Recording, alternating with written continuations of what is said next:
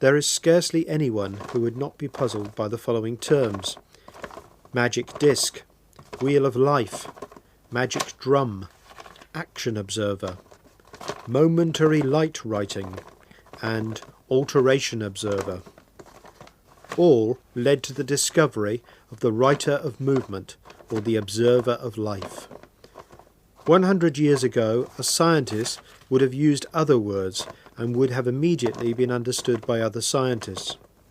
Thaumatrope, phenakistoscope, zoetrope, praxinoscope, instantaneous photographs and the mutoscope led to discovery of the cinematograph or bioscope.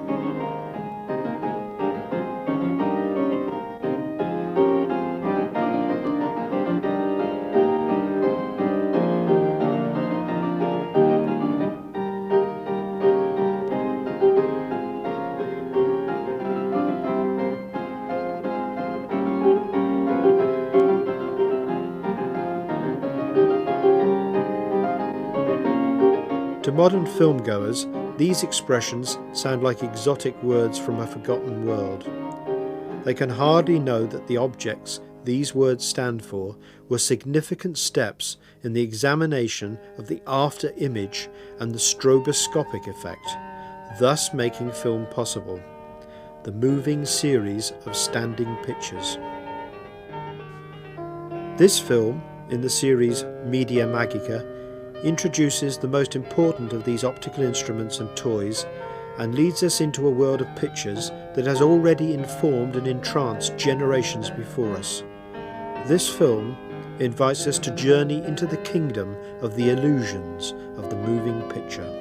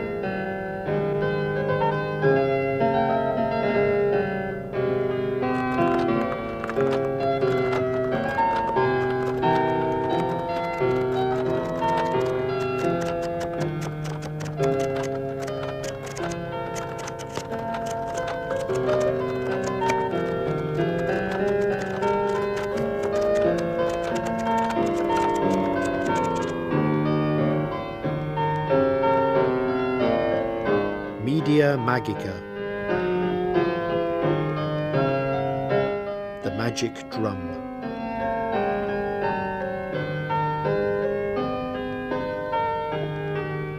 Cinematographic objects from the Werner Nekes collection.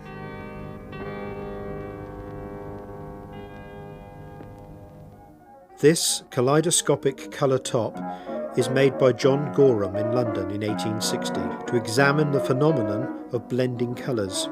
In Paris, 1765, Patrice Darcy measures the persistence of the afterimage with a burning coal attached to a revolving wheel. After 1/8 of a second, the coal is seen as a glowing circle. The after image of the coal persists for as long as it took the wheel to turn once. With silhouetted discs fastened over coloured ones, Gorham examines the physiological aspects of the sense of sight, and, in particular, how long it takes for the retina to register a stimulus, as well as how long retinal impressions are retained after the stimulus is removed.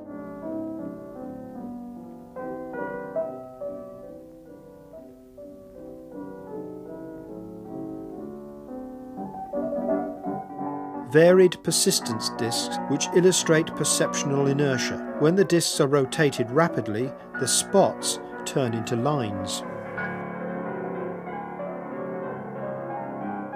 Using spirals turning either to the right or left, Scientists investigate how the after image narrows when one looks towards the centre and widens as the gaze expands outwards.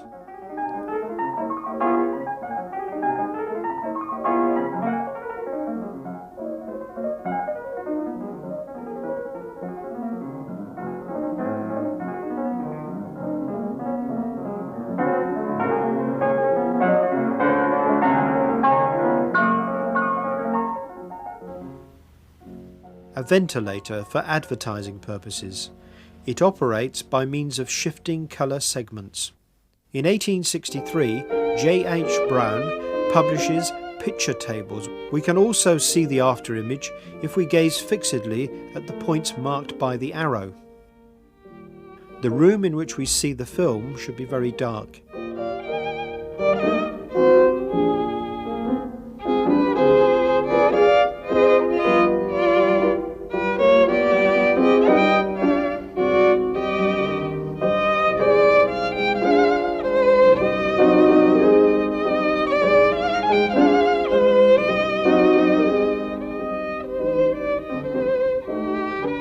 After image.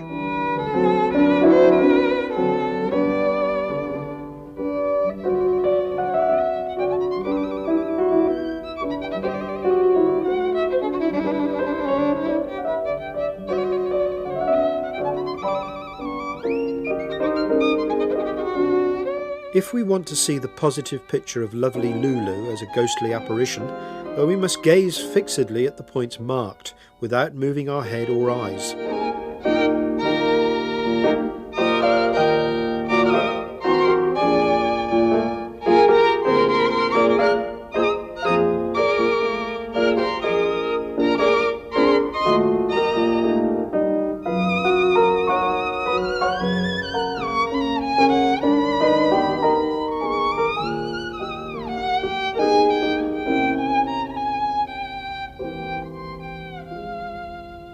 The positive image has now merged into our field of vision. If the head is moved towards the picture, it will become smaller and will be enlarged as we move away. One can get the impression that one's own head is projecting the picture onto the screen. In 1825 in London, William Henry Fitton and John Ayrton Paris invent the magic disc. Paris calls it a thaumatrope and produces it. On one side of the disc is a cage, on the other a mouse. When the disc is rotated, the mouse appears to be in the cage. Several authors have claimed this effect is caused by the after image. They therefore maintain that the thaumatrope is not a cinematographic toy, because the blackness period for the stroboscopic effect to separate the pictures is lacking. In my opinion, such authors do not realise that the phase of blackness when no information is given occurs when the thaumatrope is in a horizontal position. Thus, in the thaumatrope, the stroboscopic effect is combined with the after image effect.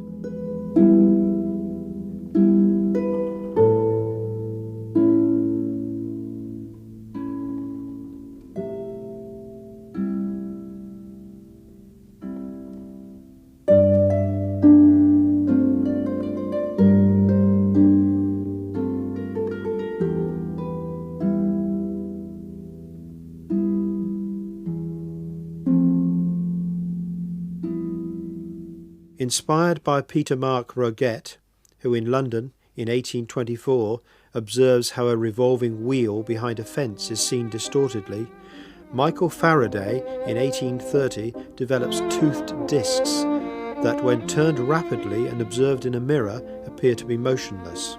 The Belgian Joseph Plateau and Simon Stamfer from Vienna use this phenomenon when, completely independently of each other, they invent in 1832 the phenakistoscope, a magic moving disc.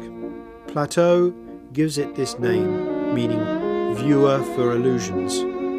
Stamfer calls it a stroboscopic disc, a viewer for revolving circular objects. Through the slits, one receives information, then no information, and then minimally different information, as in a thaumatrope. Both the information phase and the black phase, no information, allow us to see the form identically and in motion.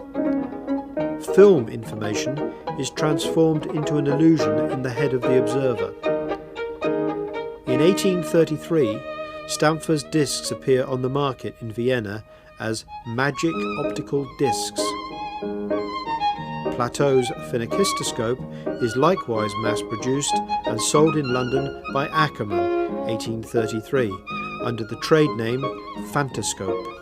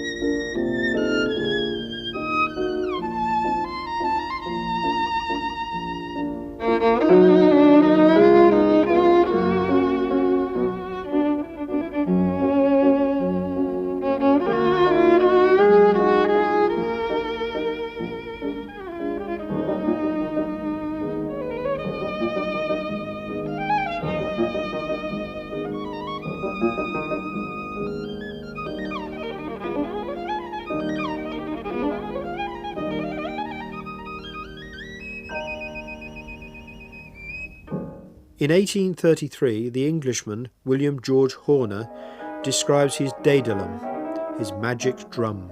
Horner adapts the principle of the phenakistoscope. He raises the circumference of the phenakistoscope to form a cylinder. A strip of pictures can then be inserted into the revolving drum and viewed by several people simultaneously through the slits in the outside. However, only after 1867 does the magic drum become popular. In this year, it is brought onto the market in the USA as a zoetrope and greeted enthusiastically.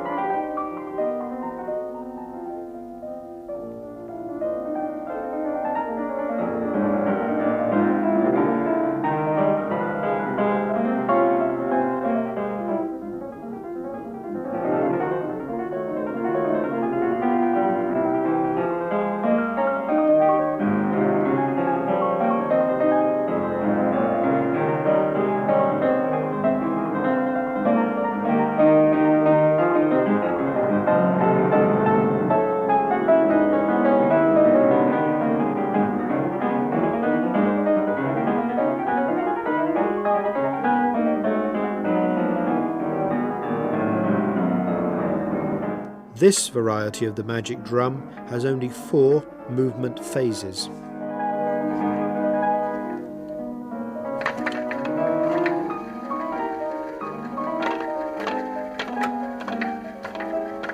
From the very beginning, the magic lantern could produce moving pictures.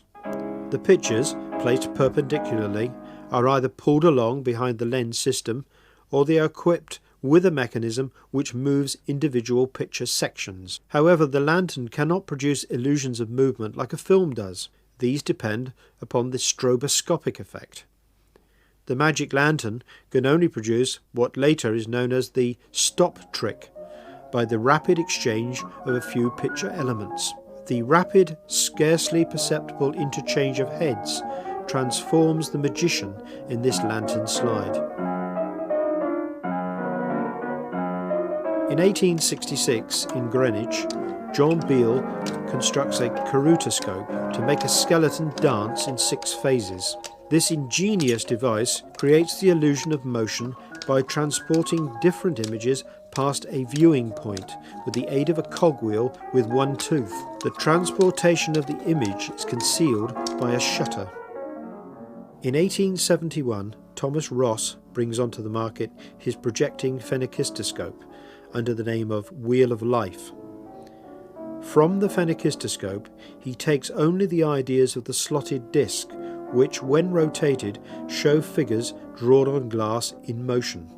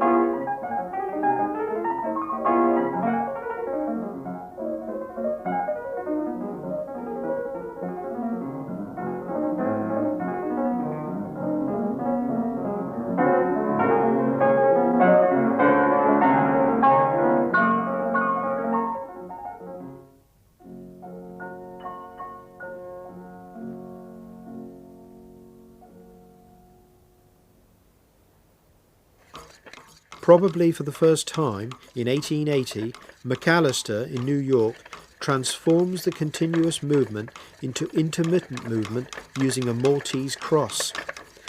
A hinged shutter running continuously masks the transport of the pictures. The movement phases of the skeleton are painted on mica.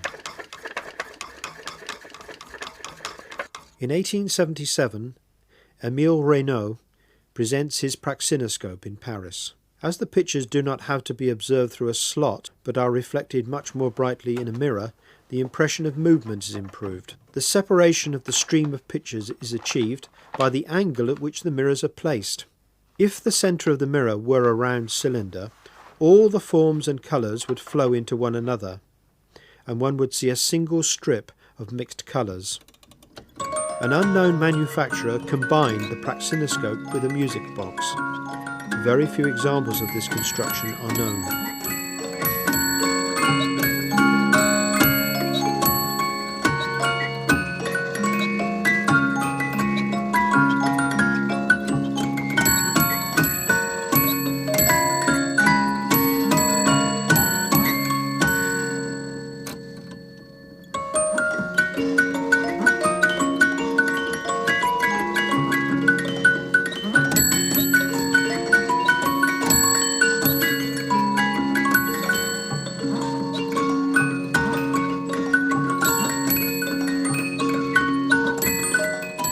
From 1882 on, Reynaud projects picture strips with his projecting praxinoscope. After 1892, he gives shows open to the public in the Musée Grévin, featuring his painted films.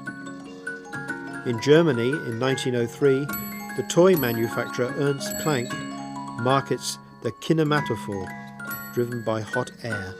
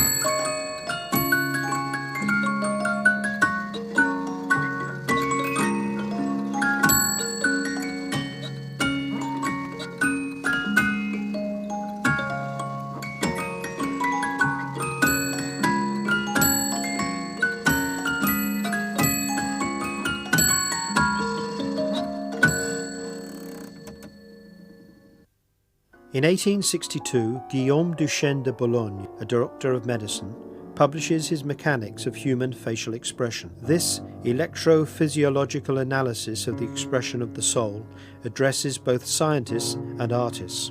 The brother of the famous photographer Gaspard Félix Tournachon, known as Nadar, Adrien Tournachon, helps him to shoot the photos which accompany the text. It is Duchenne's aim to write a grammar of human physiognomy related to the muscles used to produce human facial expression. He stimulates certain muscles under the skin of the face with a very weak electric current, and thus produces in a relaxed face expressions which are understood in the same way throughout the world.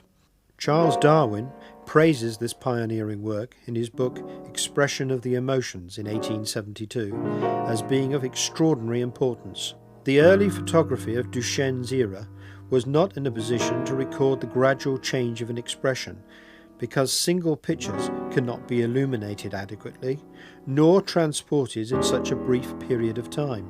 These medical documents should be valued as early precursors of serial photography.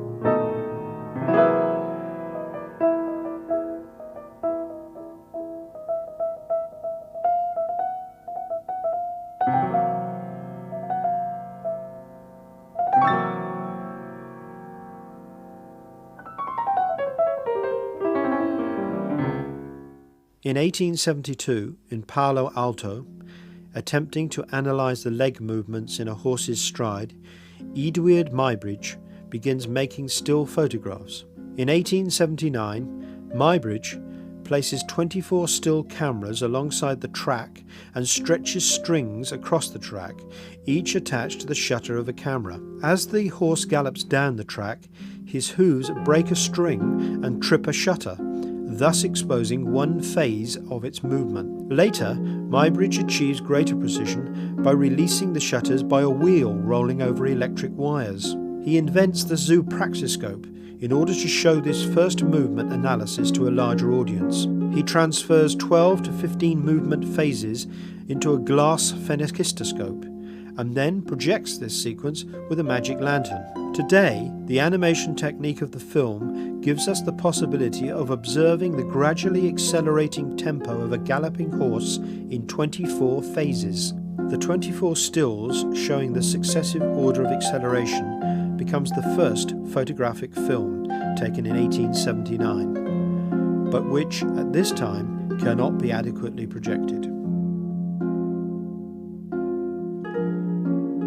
In 1884, Muybridge began his animal locomotion. 3 cameras each took a sequence of 12 pictures shot from different angles. In 1882, the Frenchman Etienne Jules Marey uses a photographic gun to record the movements of a bird in flight. He transfers the photos to a phenakistoscope. In his chronophotographs, he shoots different movement phases on one fixed plate.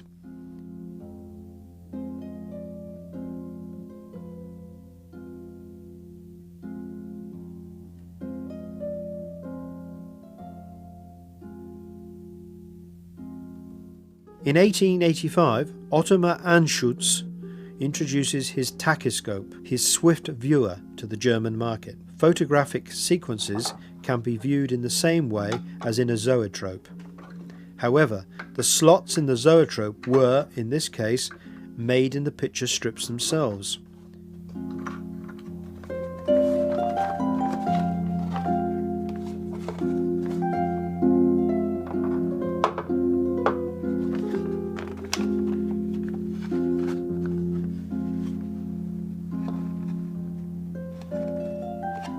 The strips can be viewed horizontally.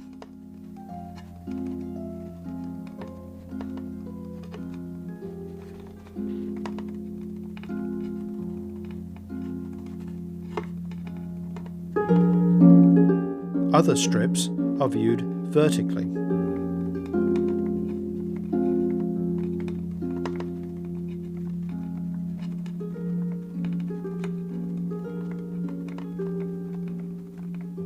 In December 1895, the Lumiere brothers, Louis and Auguste, advertised the first cinematographic film show at the Parisian Grand Café.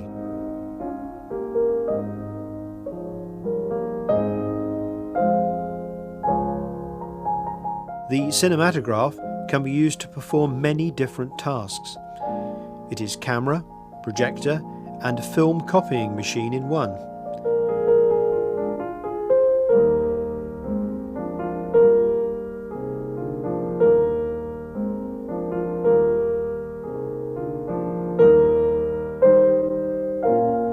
The cinematograph as camera.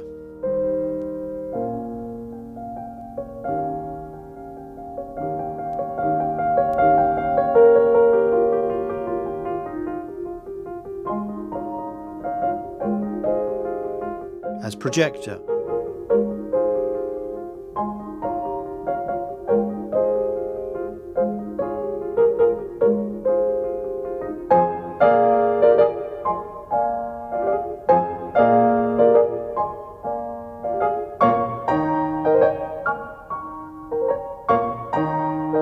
As film copying machine. The film is contact printed.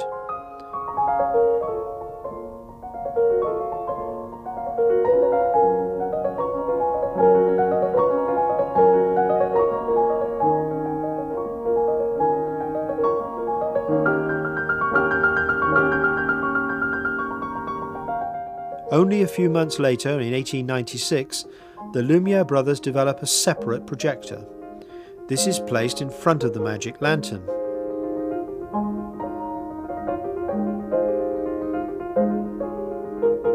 A separate image copying machine that can transport a longer film in its cassette.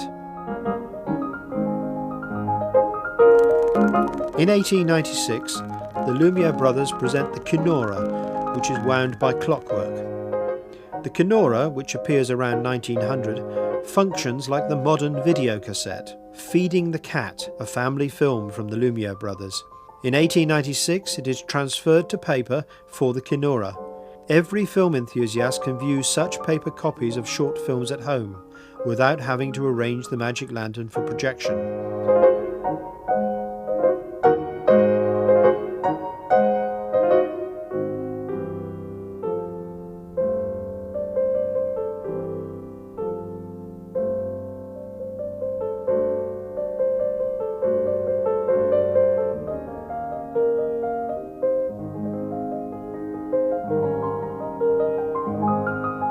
It is often presumed that the Lumiere brothers only made documentary films. In this film, they are already using actors.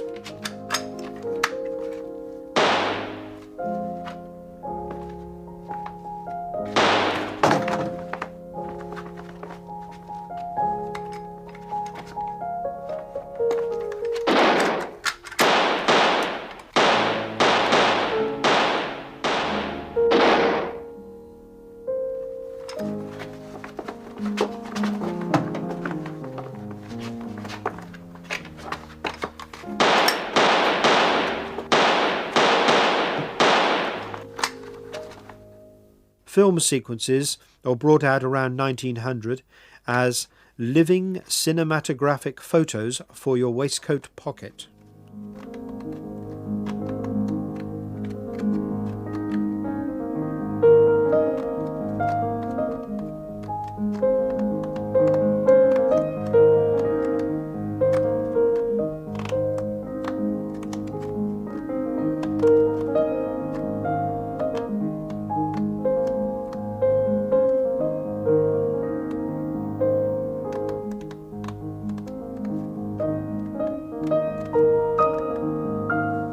a French toy cinematograph.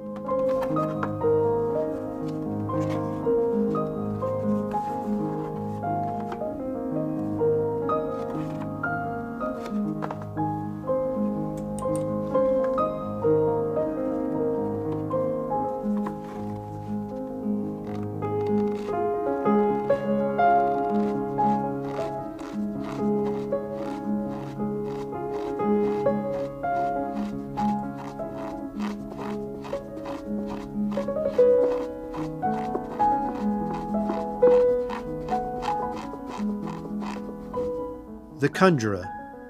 These paper pictures are produced uniquely by an anonymous Dutch artist around 1900. They are sewn onto textiles and flicked over. Some of the sequences are hand-painted and have never seen a camera or a film laboratory. Thus, they are unique cartoons.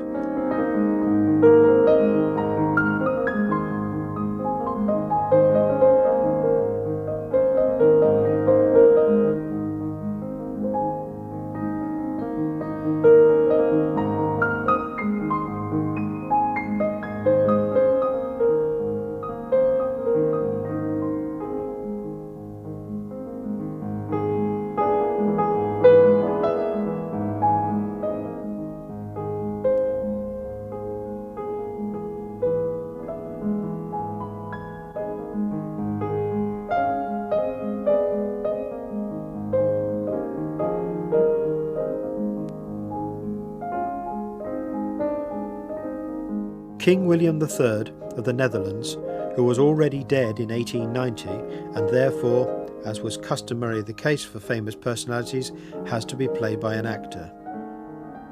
This umbrella dance is coloured picture for picture in different shades.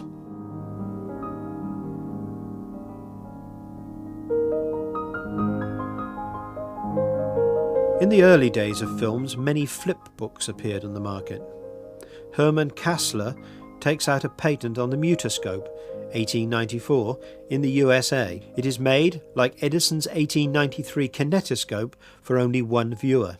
Edison holds the opinion that a multitude of single viewers will bring more money into the Nickelodeons than the showing of one film in a cinema to a large audience. This is the principle followed today by some video film distributors who do not show films in the cinemas before they offer them in video shops. A kinora for two viewers. Each viewer can decide individually when, where and how he looks at the film.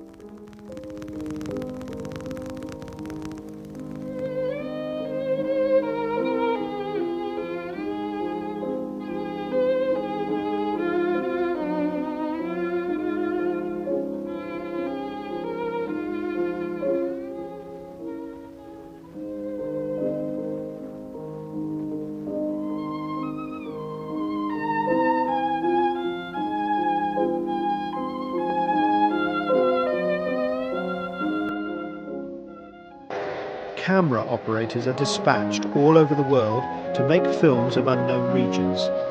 These are then sold everywhere.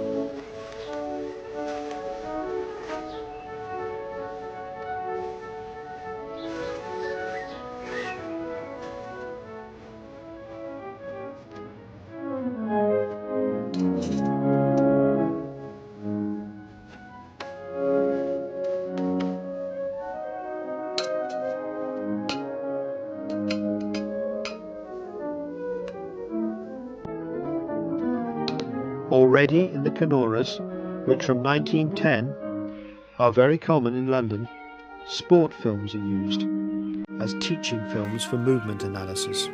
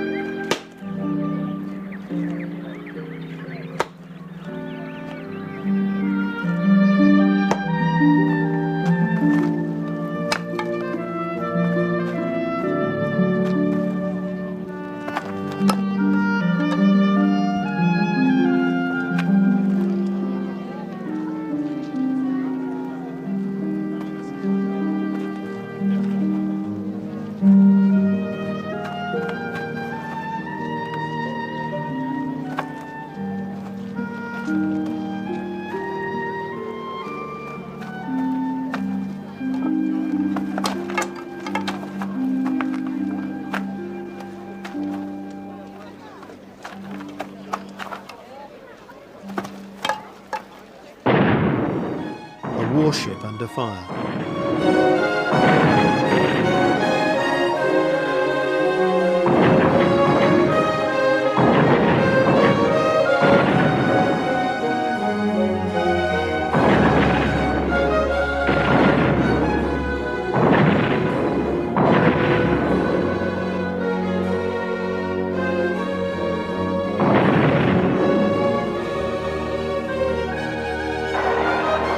Coronation of George V.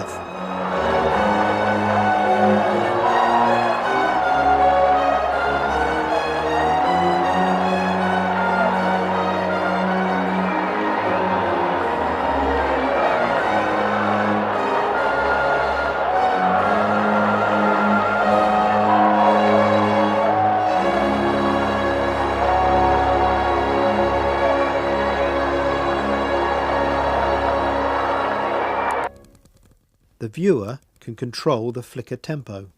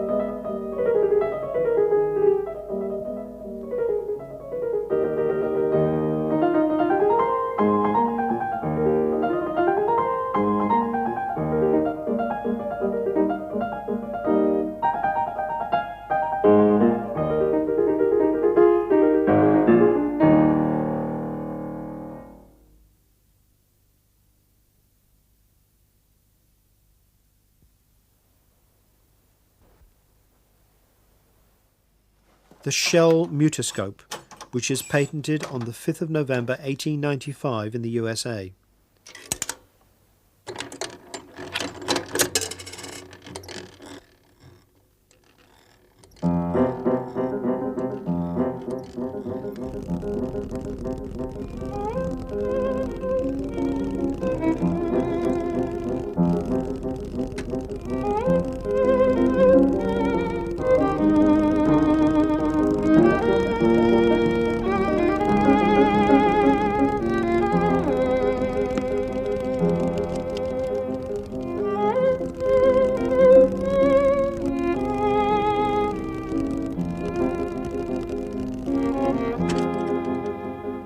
Projectors for the nursery. These can be used for lantern pictures or for film strips.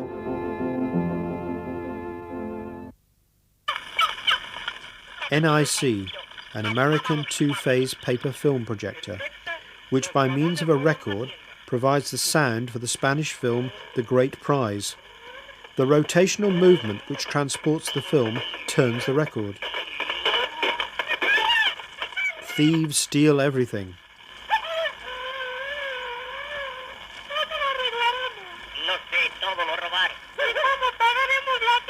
Help!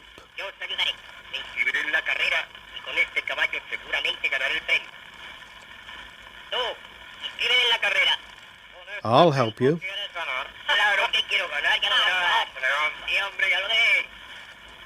Registration. The Great Race. Start.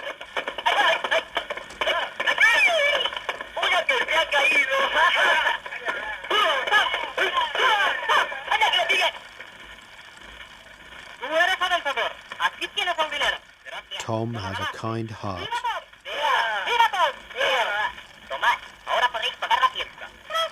End. In order to show films to the many would-be spectators, special buildings are constructed: cinema palaces, film theatres. In many countries, commercial film technology develops. Every year, new camera models come onto the market. One example among many, the 35mm tropical camera, manufactured by the Werner company in Dresden around 1908. The cameras are frequently in wooden or metal cases. Many photographers prefer the wooden version, as the casing is much lighter and therefore more versatile and easier to transport. For places like the tropics, with widely varying temperatures, where extremes of dryness and moisture are to be expected, the cameras are made of teak. Behind the scenes with the cinematograph. Advertising cards revealing special effects. The railway accident is built up in a studio using models. In the car accident, artificial legs are run over.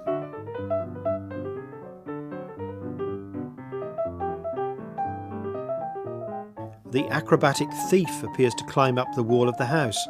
In actual fact, he crawls over a carpet, painted to resemble the front of a house. The carpet is pulled away from underneath him. The vision of the singing maidens appears in the lid of a hat box. In actual fact, the girls are acting in front of a black backdrop, hung behind an opening in the wall of the stage. Film projector and operating mechanisms from the early days of the film industry. In all three models, there is a segmented shutter in front of the lens. It conceals the transport of the pictures and afterwards projects the pictures in rapid succession onto the screen. So we see a film.